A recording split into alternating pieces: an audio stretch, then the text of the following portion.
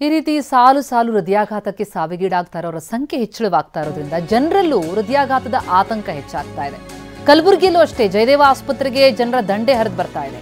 ಹೃದಯ ಸಂಬಂಧಿ ಕಾಯಿಲೆ ತಪಾಸಣೆ ಮಾಡಿಸ್ಕೊಳ್ತಾ ಇದ್ದಾರೆ ಜನ. ಸರತಿ ಸಾಲಲ್ಲಿ ನಿಂತು ತಪಾಸಣೆಗೆ ಮುಂದಾಗಿದ್ದಾರೆ ರೋಗಿಗಳು. ಎದೆನೋವು, ಬೆನ್ನೋವು ಸೇರಿ ಆರೋಗ್ಯ ಸಮಸ್ಯೆ ಬಗ್ಗೆ ತಪಾಸಣೆ ಮಾಡಿಸ್ಕೊಳ್ತಾ ಇದ್ದಾರೆ.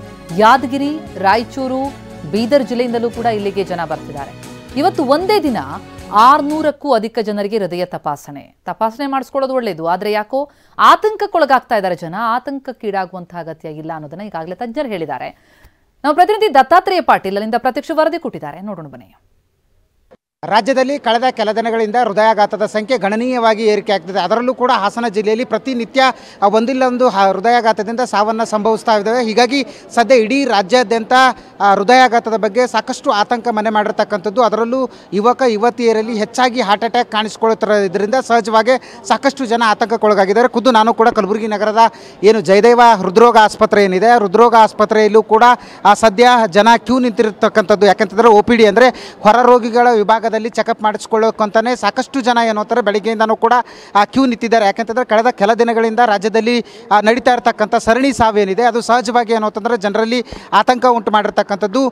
ಸಹಜವಾಗಿ ಯುವತಿಯರಲ್ಲಿ ಸಾಕಷ್ಟು ಸಂಖ್ಯೆಯಲ್ಲಿ ಏನು ಅಂತಾರೆ ಹೃದಯಾಘಾತ ಪ್ರಕರಣ ಸಂಭವಿಸ್ತಾ ಇದೆ. ಹೀಗಾಗಿ ಜನ ಕೂಡ ಅದರಿಂದ ಏನು ಅವೇರ್ನೆಸ್ ಆಗಿರ್ತಕ್ಕಂಥದ್ದು ಮತ್ತು ತಾವು ಕೂಡ ಖುದ್ದು ಚೆಕಪ್ ಮಾಡ್ಕೋಬೇಕು. ಸಾಕಷ್ಟು ಸಣ್ಣ ಪುಟ್ಟ ಸಮಸ್ಯೆ ಬಂದರೂ ಕೂಡ ಸೀದಾ ಏನು ಅಂತಾರೆ ಹೃದ್ರೋಗ ಆಸ್ಪತ್ರೆಗೆ ಬರ್ತಾ ಇರ್ತಕ್ಕಂಥದ್ದು. ಖುದ್ದು ಈಗ ಜಯದೇವ ಆಸ್ಪತ್ರೆ ಏನಿದೆ ಕಲಬುರಗಿ ನಗರದ್ದು, ಆ ಕಲಬುರಗಿ ನಗರದ ಜಯದೇವ ಆಸ್ಪತ್ರೆಯಲ್ಲಿ ಸದ್ಯ ಜನ ಬೆಳಗ್ಗೆಯಿಂದನೂ ಕೂಡ ಕ್ಯೂ ನಿಂತಿದ್ದಾರೆ. ಯಾಕೆಂತಂದರೆ ಕಳೆದ ಹಲವಾರು ದಿನಗಳಿಂದ ಸರಣಿ ಸಾವುಗಳ ಸಂಭವಿಸ್ತಿರ್ತಕ್ಕಂಥ ಹಿನ್ನೆಲೆಯಲ್ಲಿ ಸಹಜವಾಗಿ ಜನ ಆತಂಕಗೊಂಡಿರ್ತಕ್ಕಂಥದ್ದು. ಖುದ್ದು ಇಲ್ಲಿ ಕ್ಯೂ ನಿಂತಿದ್ದಾರೆ. ಅವ್ರನ್ನ ಕೇಳೋಣ ಯಾಕೆ ಇಲ್ಲಿ ಬಂದಿರತಕ್ಕಂಥದ್ದು ಮತ್ತು ಯಾವ ಕಾರಣಕ್ಕಾಗಿ. ಸರ್, ನೀವು ಯಾವ ಕಾರಣಕ್ಕಾಗಿ ಇಲ್ಲಿ ಬಂದಿರತಕ್ಕಂಥದ್ದು?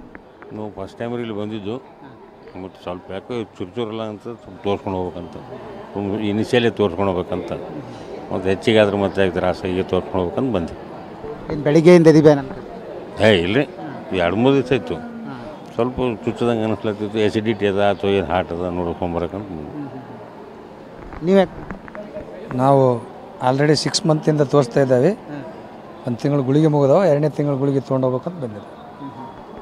ಇನ್ನೊಂದಿಷ್ಟು ಜನ ಇದ್ದಾರೆ, ಇಲ್ಲಿ ಯುವಕರಿದ್ದಾರೆ. ನೀವು ಯಾವ ಕಾರಣಕ್ಕಾಗಿ ಇಲ್ಲಿಗೆ ಬಂದಿರೋದು? ನಿಮ್ಗೆ ಏನಾಗ್ತಿದೆ? ಸರ್, ನನ್ನ ಏಜ್ ಇನ್ನೂ 30. ಎಸ್ಟರ್ಡೇ ಒಂದು ಇನ್ಸಿಡೆಂಟ್ ನೋಡಿದೆ. 26 ಇಯರ್ MBBS ಸ್ಟೂಡೆಂಟ್ ಎಕ್ಸ್ಪೈರ್ಡ್ ಆಗಿದ್ದರು. ಸೊ ಅದಕ್ಕೋಸ್ಕರ ನಾನು ಸ್ವಲ್ಪ ಚೆಸ್ಟ್ ಪೇನ್ ಆಗ್ತಾಯಿತ್ತು. ಮನೇಲಿ ಗಾಬರಿ ಬಿಟ್ಬಿಟ್ಟು ನನಗೆ ಕಳಿಸಿದ್ದಾರೆ, ಇವಾಗ ನೀನು ಚೆಕ್ ಮಾಡಿಸ್ಕೊಂಡು ಬಾ ಅಂತ ಹೇಳಿ. ಸೊ ಮನೇಲಿ ಗಾಬರಿಗೊಂಡಿದ್ದಾರೆ, ಅದಕ್ಕೋಸ್ಕರ ನಾನು ಬಂದಿರೋದು. ಸ್ವಲ್ಪ ಲೈಟಾಗಿ ಚೆಸ್ಟ್ ಪೇನ್ ಆಗ್ತಾಯಿದೆ. ಯಾವಾಗಿಂದ ಆಗ್ತದೆ? ಇವಾಗ ಮಾರ್ನಿಂಗಿಂದ ಚೆಸ್ಟ್ ಪೇನ್ ಆಗ್ತಿರೋದಕ್ಕೆ ಬಂದಿದೆ? ಹೌದು ಹೌದು. ಎಲ್ಲ ಕಳೆದ ಒಂದು ತಿಂಗಳಾಯ್ತು ಹೆಚ್ಚು ಕಮ್ಮಿ, ಭಾಳಷ್ಟು ಆಗ್ತಿದೆ ಕೇಸಸ್ಸು. ಹೇಗಂತ? ಎಕ್ಸ್ಪೆಷಲಿ ಹಾಸನಲ್ಲಿ 21 ಎಕ್ಸ್ಪೈರ್ಡ್ ಆದವು ಈ ವಿತಿನ್ ಅ ಮಂತಲ್ಲಿ. ಸೊ ಹಾರೆಬಲ್ ಅನಿಸ್ತಾ ಇದೆ. ಸಮ್ ಪೀಪಲ್ಸ್ ನಮಗೆ ಹೆದರ್ಸ್ತಿದ್ದಾರೆ, ವ್ಯಾಕ್ಸಿನ್ ತೊಗೊಂಡಿರೋದಕ್ಕೆ ಮೇ ಬಿ ಇಂಪ್ಯಾಕ್ಟ್ ಆಗ್ತಾ ಇದೆ ಅಂತ. ನೋಡಬೇಕು. 1 ಟೈಮ್ ಹಾಸ್ಪಿಟಲ್ ಚೆಕಪ್ಗೋಸ್ಕರ ಬಂದಿರೋದು.